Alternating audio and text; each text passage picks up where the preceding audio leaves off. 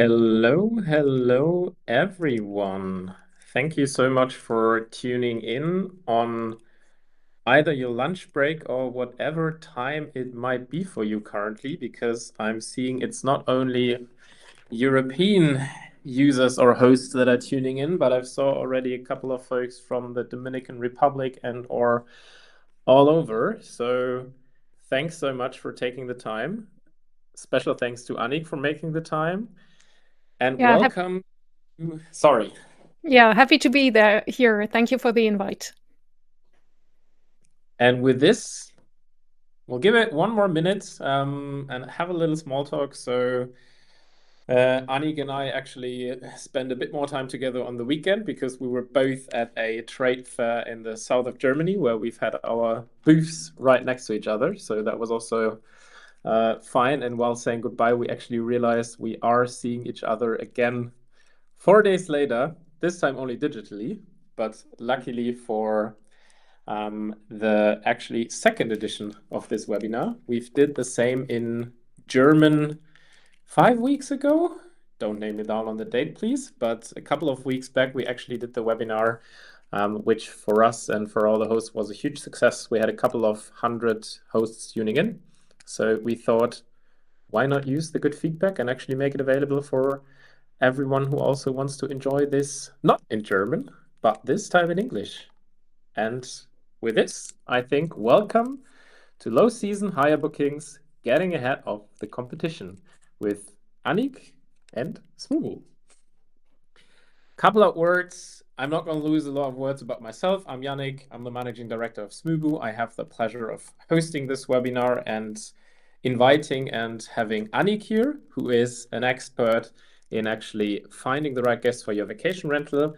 Annik will also introduce herself in a bit, but I think the main things to mention is that she takes care of coaching and consulting hosts on all things hospitality. So she has a background in hospitality management actually, and is also a member of the official host advisory board from Airbnb, meaning one of the, and now you need to correct me, I think 30 members globally.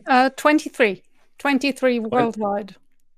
23 global members of the host advisory board from Airbnb, where she also gives the input from our lovely Germany and European views. And with this, I'll leave it to you to also say a couple of words about yourself, Annik. I'll fine. I'll come back to that later, very, very shortly. Yeah, just keep Then, on. then I have the pleasure of explaining to you the technicalities of this webinar. You do see not only us on the screen, but also on the right-hand side in the chat. You can see on the upper right corner, you can see that chat function where you can chat with each other, chat for us. I will also, during Annik's presentation, scan for questions. There is also this little second bubble from the top where you have the little question mark in it, where you can actually submit questions and others can upvote those questions. So we have it a little bit more structured than just the chat, because historically speaking, we do see that if the chat gets flooded with questions or comments, the Q&A is a bit easier for me to scan afterwards and run through in a structured manner. In essence, feel free to use it. We do hope you can get a lot of interactions out of it. Feel free to ask the questions. I will do my best to have a look at this. And with this, I think we are ready for our first interactive piece of the day. We are launching a little question, which you can see on the third button on the right-hand side. It's this little thing with the graphs that's named polls, where we ask you the questions, how is your off-season going so far? To a bit understand where you're at and where you're going.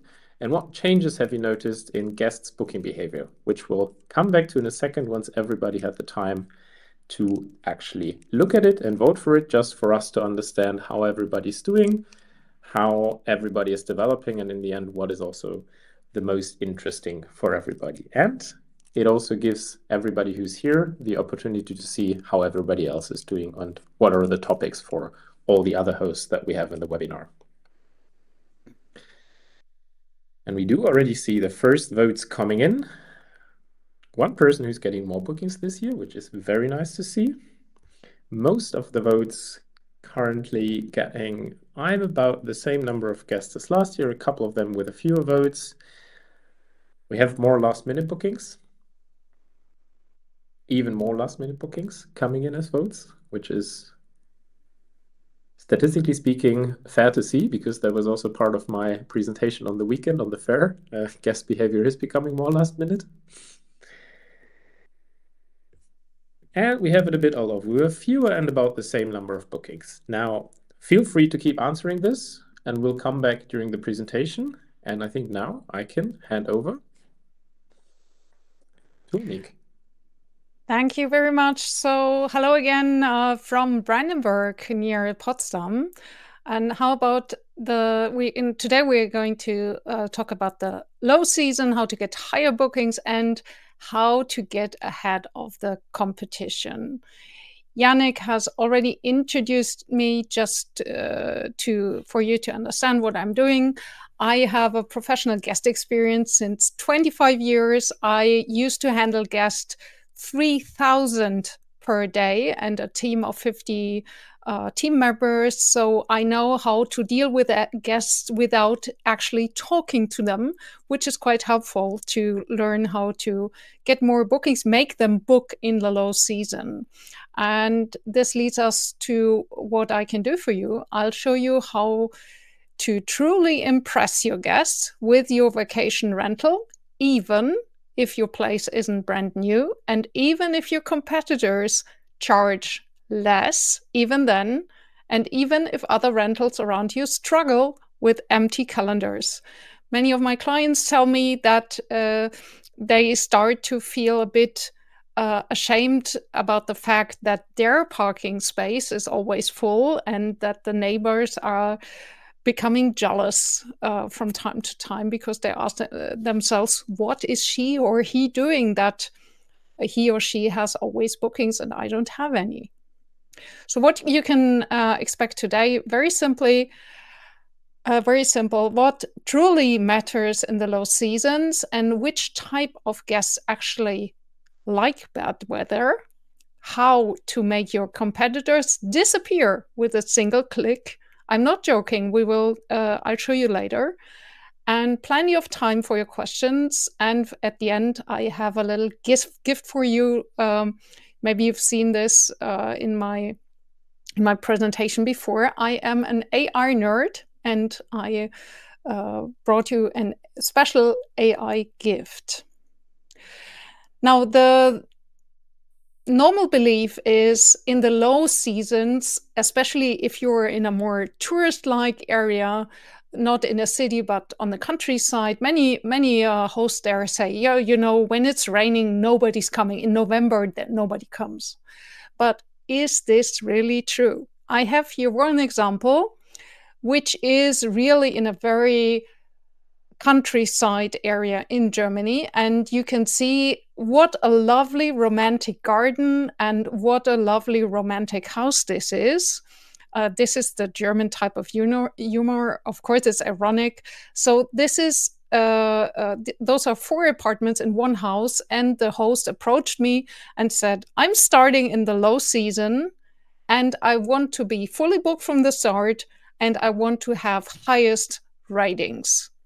Well, actually, this is situated not only on the countryside, but also there is a, how do you say, there is a loud street in front, and we have the beautiful, how do you say, Friedhof cemetery in the back. So really not the best place to be. Lots of trucks running around and ghosts in the back. So what did we do? Well, I'll show you now in this presentation, but just jump to the result. Within 1 month, within 2 months, they were awarded with the Booking Guest Traveler Review Award with 9.7 out of 10, and on Airbnb 5 out of 5 stars. And he says November is booked 90%. And I called him 1 year after. He says, well, you know, it doesn't matter which month I have, I'm always fully booked. So here is And now I'm going to show you some of the examples we've done to reach this. First of all, many hosts just tell me when I ask them, what's your target group? What are your typical guests? They always tell me, families. Of course, families are perfect for the main season, but whenever you want to have bookings apart from the school holidays, you have to have a guest target group without school children. Because obviously in November, school children are in school and cannot, so the parents are unable to book a holiday during the week. So of course, people who love remote work or couples, especially with dogs, are great guests for the low seasons. If you're targeting families, just target families with younger children or babies, and of course, the silver surfers. Next thing is where to list your listing. Well, there, we've just been on this exhibition, and of course, everyone is saying, yeah, book here, I give you more bookings, but where is the biggest impact? And the thing is, very simple. You don't need 50 platforms. It's just not necessary. Actually, you just need to be where your guests are. And where are your guests? I cannot speak for your country, but I can speak for the German market. It's really like in Germany, round about 60% of all nights booked in Germany are booked on booking.com. Then round about, let's say 14% or 16% are booked on Airbnb. And this is the rest. This in Germany, this is Expedia, Traumferienwohnung, FeWo Direct, Vrbo, and all the direct bookings. So just by listing on Airbnb and booking.com in the German market, you got like, I don't know how it is, 80% of all interest on your site. So that's the point. Just make sure that you have the strongest platforms in your area. You can ask your tourism office or something like that for local data. If you found the right online travel agency, so the right platforms, it's important that you put the settings there right. So the technical settings that bring you more bookings. And here I have a list, and you should, if you like, take a screenshot because they are very, very important. First of all, please allow instant booking.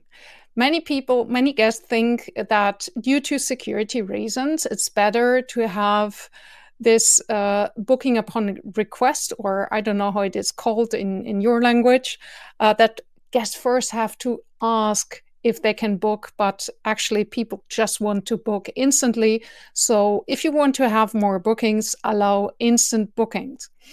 I've done several videos on YouTube, which are in German, but you can watch them with subtitles, about the question, what is better and how can I make sure that I don't get any weird guests or dangerous situations, parties or whatever, when I allow instant bookings. So just check out my YouTube channel, and there you will find some kind of video podcast about it. The second thing is reduce your minimum length of stay and your booking window. Just be sure that, I have some clients, they have like 3 days booking window, minimum booking window, meaning when people, like Jannik said, everyone is now booking last minute. But if your listing disappears from the market 3 days before you have a booking gap in your calendar, you've got no chance to fill that up last minute. I know this is a safety issue. Just make sure that you are really able to be ready for a guest booking last minute, but just check what your settings are and reduce them to the amount you can manage. Same with the minimum length of stay. Many hosts tell me that they try to attract guests by offering them a very good price for 3 nights instead of 2 nights. Or to say, no, I'm not reducing for 2 nights. I only offer 3 nights, but the price is very good. The thing is, if someone is looking for 2 nights, they will never see your offer for 3 nights. It simply doesn't show up. So it's just for the bin. So if you like to have more bookings, rather reduce the minimum length of stay last minute wise. And then you can even offer a slightly higher price if you add some value to your listing. I'll show that later. Then vary the pictures and listing title. Just keep everything updated and keep your, of course, cancellation policy as short as possible. Of course, we have to be careful about that. Do nothing that makes you feel uncomfortable, and use discounts on the platform. Many people use dynamic pricing already, and for example, Price Labs is offering a last-minute discount. I always recommend to switch that off on the Price Labs level and really give the last-minute discount on the platform level, meaning on Booking.com, on Airbnb, and other. Because like that, you get those crossed off prices, and also the algorithm of the platform notices, this is a last-minute price and not just another price coming from Price Labs or from the channel manager. So work with the discount and calculate them in from the beginning. Now, something that is really important for me, and I've also done several interviews on YouTube about this. What impact has your choice of channel manager for the question, does it bring me more bookings? And we have 2 general types. I would say there is one which is just like Smoobu is. Yeah, this is those are channel managers offering a great service, but each of your listing is set up individually for each platform. Compared to that, we have the other type, which means, there I have some German test for you. One listing will be published on several platforms. So here you have just a channel manager and you're setting up the listings on each platform. And here you have everything just once and spread on many, many platforms.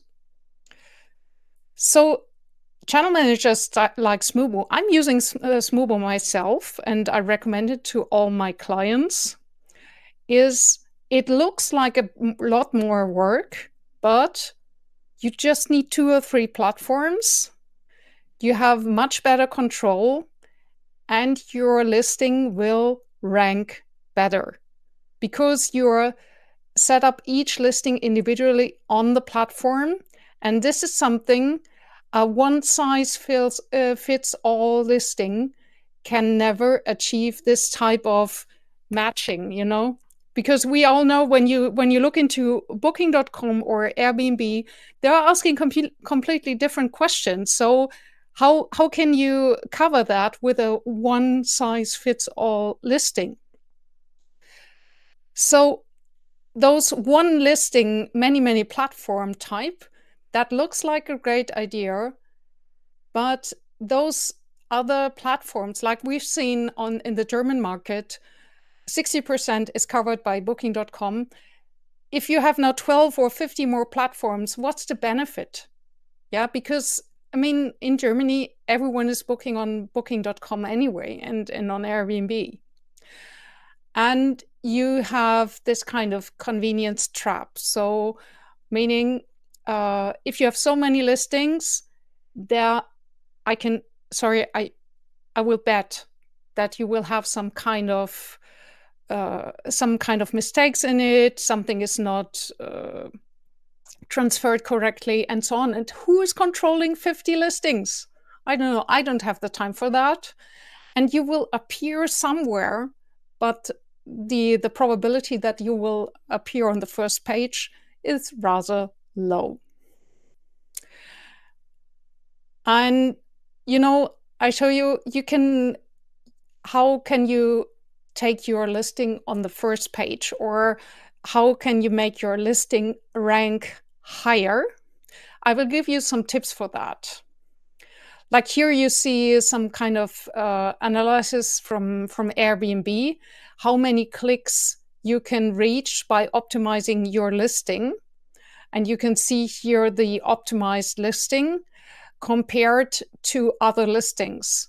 So those listings are chosen by Airbnb, and this optimized listing is getting up to 35 times more clicks. And I show you how you can reach this. First of all, we make our competitors invisible by, very, very simple, checking the search filter on e.g. booking.com or Airbnb, or which platform you are.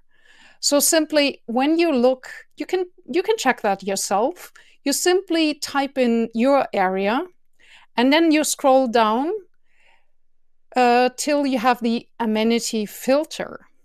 And here in Zelin, where I have my listing, they have 965 accommodations in Zelin, but only, and here you see in the numbers, you see only 10 of them have a fitness center. Yeah, okay, now you can say, haha, very funny, Annik. How can I now organize a fitness center? Yeah, but maybe you don't have one, but maybe there is one right next door, and maybe you can organize some kind of cooperation. Just be sure that your tax office, your tax advisor is okay with that you're not like getting into a different taxing situation by offering that. Just speak to your tax advisor about this. But actually, if it's right next door, if you offer free access, you could click that. So you would be 1 out of 10 if someone is looking for something, an accommodation with a fitness center, instead of 1 out of 965. I show you something even more simple. Maybe if you've noticed that here we got the airport shuttle, if you're good in German. Just one single listing is offering airport shuttle. And this is something you can organize so super simple. You simply have to take your phone and call your nearest taxi agency and just ask them what the price is. And then you can say, do you offer any kind of special discount for my guest if I send you someone asking for an airport shuttle? And then again, speak to your tax advisor, just check that you describe it correctly. And then you have this standout USP. So simple. Doesn't cost you anything, just a phone call and one session with your tax advisor, maybe if you're in Europe. Then, after making your competitors invisible, we look at your title and title picture. And here I have a little quiz for you. This is the title picture that a professional agency used for our apartment to promote it before we bought it. And I ask you, you can write it in the chat, what question does the guest have when looking at this title picture? Simply by looking at this picture, what kind of questions could I have if I'm looking for one apartment with 2 bedrooms? Because that's, of course, what the people give in the filter. Maybe you have some answers already in the chat, Jannik. Do you see anything? Andreas rightfully asking, what is it that I actually gonna rent? So what out of all of those rooms, apartments, are there elevators? Oh, that's actually a good question from Marcus. Yeah. And can I have the top floor? Uh, from Yeah. Alphonse. So good about the Yeah. location. Yes. Absolutely. So many questions. Which apartment? Is it an apartment with a balcony? There are apartments without any balcony. And what do I see from there? What is the location like? I mean, I've visited apartments that just face the nearest gas station or the McDonald's or supermarket, something you really don't want to have in front of you, which is like the opposite of a nice view. And this actually doesn't show it. So what we did, we canceled the agency contract and we did not renovate. We did not renovate. We simply optimized the listing. One very important thing we've done is that we changed the title picture. And here, this change alone is worth several thousand euros per year because I have the comparison with my neighbors. So, sorry. So here you see here in this picture, the guest is still on the street. Here, the guest is already in the apartment and can see, okay, ooh, nice balcony, nice furniture, even nicer furniture, wonderful view. You have a roof, so must be nice in winter as well, and so on. And then I asked myself, what would the biggest selling pro do with my listing if he would sell my apartment or rent out my apartment? Meaning, what would Amazon do with my title picture? And the answer is very, very simple. If I was Amazon, I would put description within the picture because, Amazon and also YouTube, all the thumbnails, they have a picture with something written into the picture because they all know if you combine picture with text, people click on it. And if this works on Amazon and YouTube, of course, it works on Booking and Airbnb very well. And I know that officially they don't like it, but they tolerate it. So again, this is what happened. I couldn't, I don't know how I couldn't switch that to English, but those are the clicks of my, how many times the listing was opened. And this is like I've shown you before, so many more times on Airbnb compared over 6 months, and it stayed like that. You see, up to 35 times more clicks, and more clicks mean more bookings. This listing went from 11,000 to 27,000 in the first year already, almost tripled the income. And the next year it was up to 40,000. And since then it goes between 30,000 and 40,000. And like I said, when the professional agency was managing it with one of those one-size-fit-all listing, we only had 11,000 per year. So changing the title and the title picture is something very, very powerful. The second step is when people are looking then at your listing, you've done the first round, yay. You have to get rid of all those silent booking killers. A silent booking killer is a potential, sorry, I did the wrong traduction, how do you say, translation? Silent booking killers are every uncertainty in the head of the guest. Meaning, even the smallest uncertainties and second-rate presentations are silent booking killers. So some people book, but many doesn't. And maybe you have some booking killer, and you can identify that by listening to your guests. For example, if your guest tell you something on the phone or by email or in person, like, oh, I thought you would have this and that. Or many people take that as a compliment, saying it's even more beautiful than shown in the listing. That's a real big booking killer, because it says that your listing is doing a bad job and that you could have many more guests if your listing would be just as nice as your apartment in reality.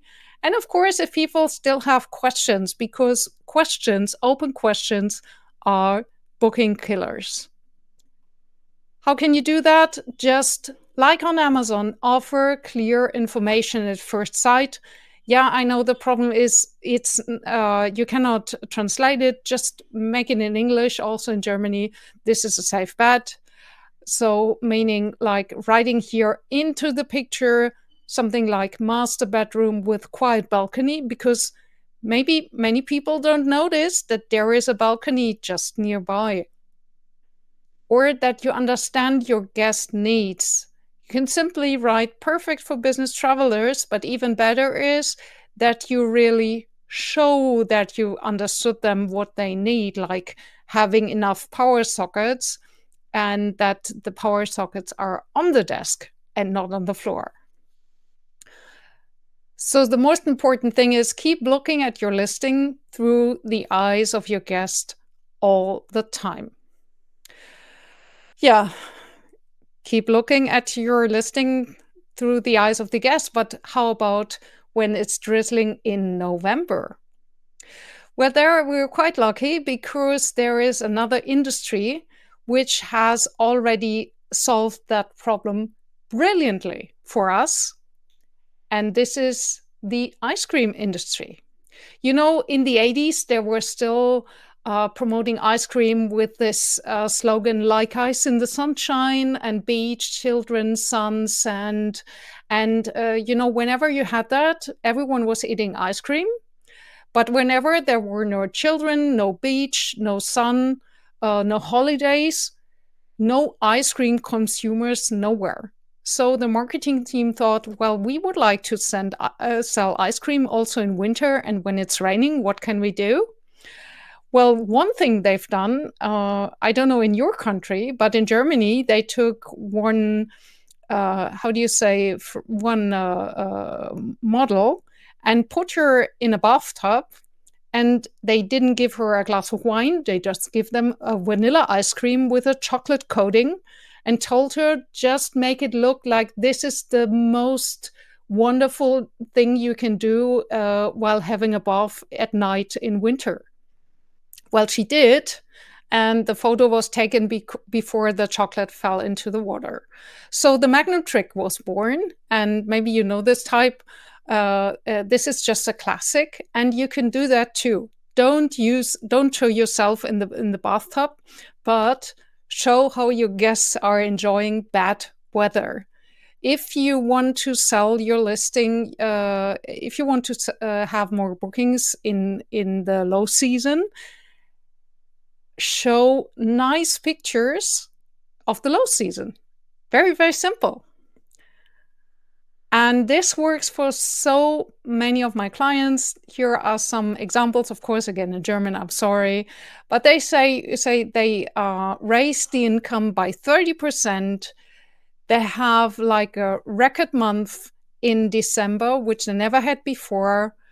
Or they have a new record in income in all over the year. So for you as a takeaway, the golden rules for more bookings in the low season are here. Use big platforms, keep your listings up to date and booking friendly, like the list I've mentioned before. Add some highlights, of course, like free parking, espresso machines, always good idea, dishwasher if you can. Add descriptions in your picture gallery and show your guests having fun in bad weather. And if you'd like to know more about more about me, and if you like this webinar with all my grammar mistakes, you might also like my YouTube channel, because there you get lots of subtitles, and I brought you a little present, which Alessandra will now share in the chat, which is a pre-trained custom GPT, which helps you to find the right words when dealing with difficult situations. When you have a bad review, you can formulate the reply. And we tested that within the Airbnb community. It works perfectly well in all different languages. So just say hi to this custom GPT, and next question, ask if you can communicate in Thai, in Hindi, in Portuguese, whatever you like. Thank you. Thank you very much, Annik. And we do have more than enough time to also discuss and answer a couple of questions. I think Steve already brought a very specific question in, which I find super interesting. To read it out for everybody. So Steve rents apartment in Puglia. There, the market is almost zero from October through April because even the locals go away. The towns become ghost towns. How can you entice people to come even when many basic facilities are shut down, for example, restaurants? I'm not sure there can be any low season in this case. That is a very tricky point indeed. And I also entice everybody who has some ideas. Marcos already chipped in, being very specific on the possibility of truffle hunting events. And I think, Steve, you made a very good point. So in live presentations I give, I always talk about also different booking behavior, especially by now. The main booking group in terms of guests are millennials and Gen Z, meaning the booking behavior by now is quite a bit different than it was 5 to 10 years ago.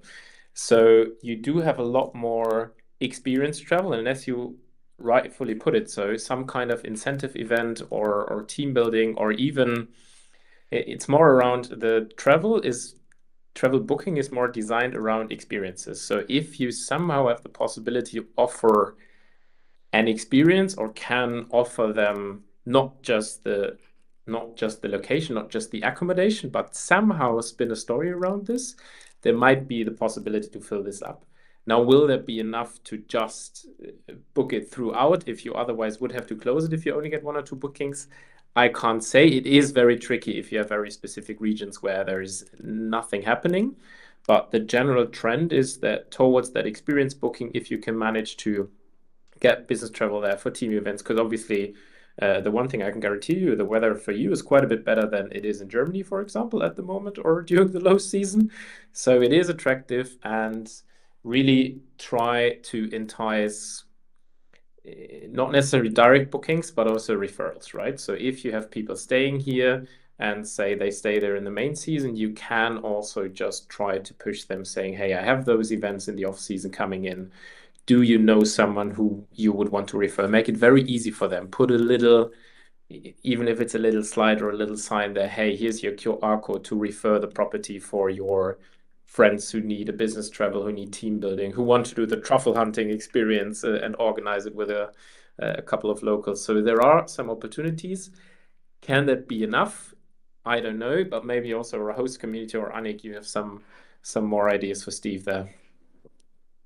Yeah, I always say that, it's to many people it sounds like a disadvantage that everything is closed, but there are always people who think that the disadvantage for everyone is a great advantage for them. So, for example, I have one client, they have a hotel which is 30 kilometers away from the Great Lake. And he simply wrote in his title picture that his apartments are much more quiet than directly at the lake. So meaning being away 30 kilometers away is guaranteed peace. That's how he's selling it. And, like being there, enjoying the nature in your area and seeing how it is without tourists can be something very attractive to a small group of guests, but they still exist. I just would emphasize to be there very clear about how far is the nearest open supermarket, how many restaurants are still open, and so on, to be very precise in your information. We have one question from Marcus. Where do you find the comparison between Logify and Smoobu? That is on your YouTube account, right? The new video. Yeah, that's on my YouTube account, and I'm just browsing the chat. I think we have Jacques that he has a lot to say. Jacques, I think if you, I think you have a very critical point of view. That's totally fine. I just invite you to give your webinars and to share your opinion by yourself. And that's totally fine to have a different opinion. In the end, it's not even exclusive, I would say. So an algorithm in the end is the mathematical consequence of parameters you put in. And if you do work on those parameters and make them better, and guest experience reviews, and in the end are, as a matter of fact, one very important criterion for Airbnb and booking algorithms, meaning the guest reviews in the end, it is the application of trying to influence the algorithm to push the listing farther in the ranking. We have one specific question from Buddy. Can you give us a comparison between the Smoobu price labs, between Smoobu and price labs dynamic pricings options, please? I've been using price labs for over 2 years and have not swapped to Smoobu for this. That I can very briefly touch upon this. So the very difference is, and Price Labs is our biggest integration partner. So we have a couple of thousands of hosts using Price Labs, and I do very much recommend it. It's a very, very good working, very advanced software with a lot of possibilities. Our own dynamic pricing solutions is a entry-level solution for hosts that want to try it out, that do not want to connect to a third party. We have limited the amount of features that it has very much to be possible for hosts that have not worked with a dynamic pricing engine before. We will throw out the second bit more advanced version at the beginning of next year. But if you do enjoy and use Price Labs and do really use all the possibilities and opportunities that it offers, Price Labs is a very good choice. Don't worry about that. Have a look at Smoobu if you want to, but you're very much not wrong if you're still using Price Labs. That I can very much tell you. We have another comment from Nuti. I hope I pronounced that right. Apologies if not. In general, I get very good reviews, but negative reviews on location. Not downtown, but a few kilometers away in the suburb, or personnel. We don't have personnel at all the premises since all the apartments are with self-check-in and mentioned in the descriptions. Would there be some tips to tackle these? So basically the location of the apartments and not having staff throughout. And that's a very good question. Really love it. The first thing is to be very clear in your listing and not. You see, the people, they don't read the description, so whatever you write there might be lost. So if you are very precise in your picture gallery, showing how far it is to the beach, for example, or whatever you have there, how many minutes do you have to, can you walk to the next train station? How far is the next supermarket? How far is it to the whatever? Yeah. Then people already know that this is how you set the guest expectations. So this is very important because people will not be surprised afterwards, because surprises afterwards are something you don't want to have. So set the expectations right, be honest. If you have something like that is not super cool, like this is really far, you have to drive 30 kilometers to the beautiful lake, just try to make nice pictures and write it down, say it by the name, and like that your ratings will go up, first of all. And then secondly, you know that people are give bad reviews about no personnel at all. You can overcome that. I'm a host myself who is not on site, by building a relationship from afar.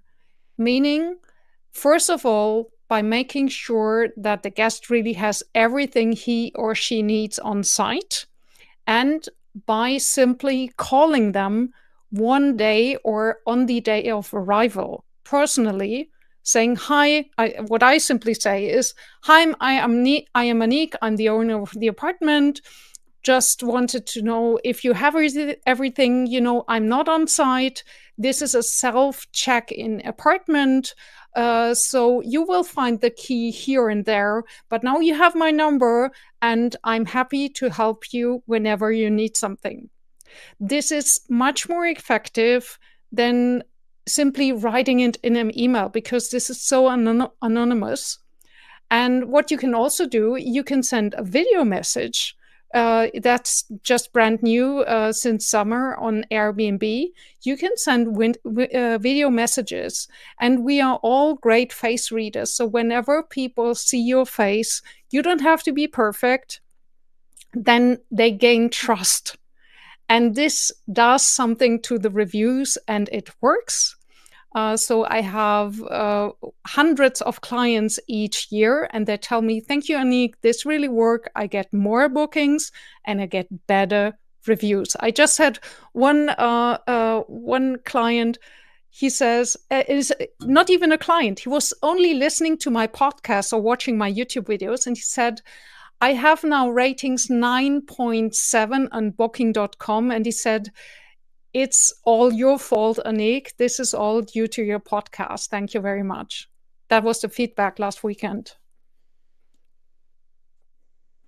And we also had a question from Alorathens Urban Suits. In your opinion, is it useful to use a dynamic pricing tool? We already have some comments from other hosts that for it, so maybe also your opinion about Long it. story short, yes, totally. Price slips. I love price slips. We raise, like I said, with all those optimizations. I've shown you some extras and price slips. We started with 11,000 and rose up to 20,000 within the first year already. And now we are always between 30,000 and 40,000. And the normal growth of my customers are between 30% and 300% of income. So if anyone is I love people being critical. I totally, because I'm a very critical person myself, so I have a big heart for that. I can only say, okay, that's what my clients do by following my tips, between 30 and 300%. And dynamic pricing is very important there. I mean, I think Jade put it very well in saying not using a dynamic pricing tool is like throwing away bookings in the low season and lots of money the rest of the year. So it always is a very individual case, but we also usually do recommend, if you're not the beginner, but have it set up well, use a dynamic pricing tool, whether it's ours or anyone else.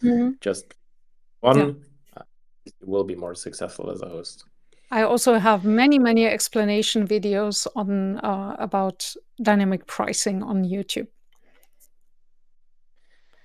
We have one very specific question for Buddy following up on the Price Labs discounts. So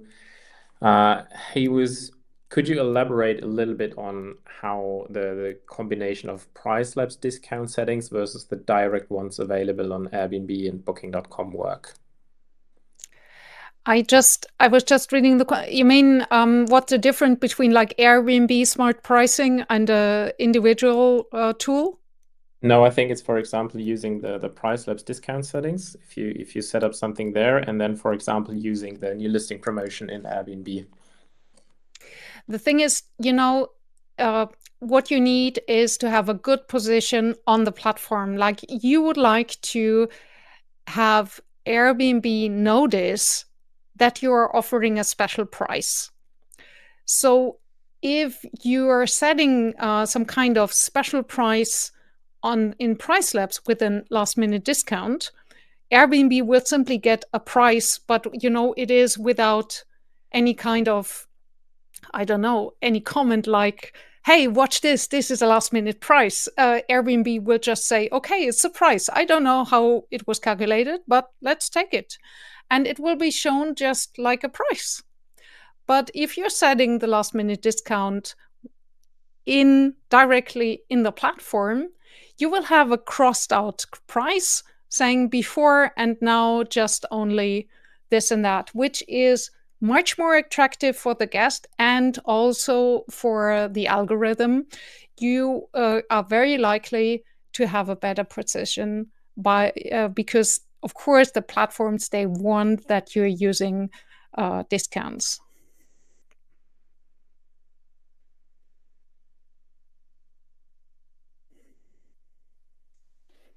Wait, one good question. How do I translate Annik's YouTube channel to English? I think you need to use subtitles, but correct me if I'm wrong, please. Yeah, you can just switch them on. There are you have on YouTube, you have automatic subtitles. Might be sometimes funny. But yeah, I'm always there for a good joke. Okay. Do we have any more questions from the chat? Marcus also made a really good point. If dynamic pricing would influence if you have different rooms. So also, Marcus, feel free to reach out to the team, because it's a little bit different if you have different unique properties that differ in prices and are priced differently, rather than if you rent out rooms of the same type that can and might be priced at the same time. So there can be some differences. Eric asking, how do we get the crossed out prices on Airbnb and Smoobu if we are using Price Labs? Especially the combination of Airbnb and Smoobu, there you have some of the functions from Airbnb are moved into Smoobu, and I think it's also setting the last minute discount is then within Smoobu. Yeah. But using an Airbnb last minute discount, that's a specialty in Smoobu, set in Smoobu. Yeah, you usually have the specific OTA discounts or pricing functions within Smoobu under the settings of the specific booking portals. Mm-hmm. Regarding pricing and occupancy, is there a general rule of thumb for when an apartment being nearly fully booked indicates that the price is set too low, or there is what the occupancy rate should you typically aim for, and to ensure you're not selling too cheaply? That is basically the whole premise of the business model of a dynamic pricing tool. So it is a very complex question. I would say in the end that a dynamic pricing tool should answer for you in an algorithm. So it's there in Price Labs you have a color system where you can see how if you are very ahead of the competition, if you're just equal with the competition occupancy wise, or far behind. So there you got different colors and they indicate, okay, you're very, very well booked. So if the color turns blue, then this is a sign that you can raise your price. And if the color turns like yellow or red, this is an alarm sign saying maybe your price is not right. Uh, uh, but the whole occupancy thing really depends on what your goals are, what your regions are. So if you are in a bustling town like in Berlin, for example, if you have less than 90% occupancy, I would say, well, there is something you can truly improve. If you're on the countryside, maybe you will be also a real champion with 60% of occupancy. And then on the other hand, also, whenever you're raising the price, your reviews will go down, and this on the long term then will give you less visibility, and maybe will do you a harm next year for upcoming bookings. So it's always a balance question. No And in the end, thumb rule. the one thing I would always advise is occupancy is also a very individual thing. So can you operationally handle X% of occupancy? That is also the question. If you're aiming for 100% occupancy, you also should be sure that you can handle it, from cleaning, from turnover, and so on and so forth. If you're only to handle X amount, then also be ready for this. And then it's always the question of what occupancy are you going for? Many of the hosts I know, they go for a less occupancy and higher revenue. So we have a specific question from Eric. Let me read it. Maybe the question is more tailored to price types, but I try it anyways. That is good. So I have a 60 square meter flat without rooms. So it's one property. So one could say I got one bedroom, but I have two beds in one room and one bed in another room. So you have basically space for three people, three guests. So now my question, should I compare my prices to a two-bedroom apartment or three-bedroom apartment? Or can I better do with Smoobu pricing? Very simple reply, compare you to both. Then you're on the safe side.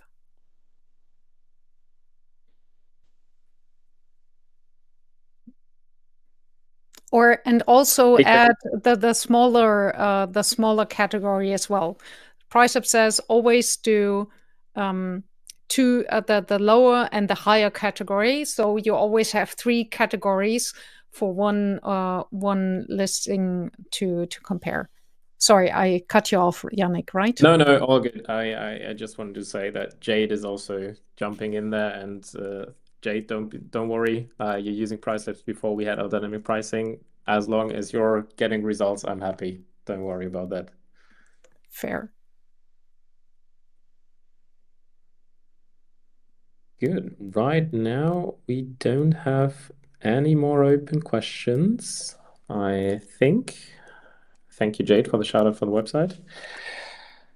If that's it, then thanks everyone for. Wait. To Jannik and Smoobu, do you have any plans on adding new links to message templates like Wi-Fi instructions and so on? I'm not sure I fully follow. You mean as placeholders, or maybe reach out with the questions afterwards so I can be very more specific so I don't say something that we're not doing. If that's that, thank you very much, everybody. Thank you, Annik, for joining again. And so long, everybody. A wonderful rest of the Thursday or beginning of the Thursday, no matter where you are. Ciao, Bye. ciao.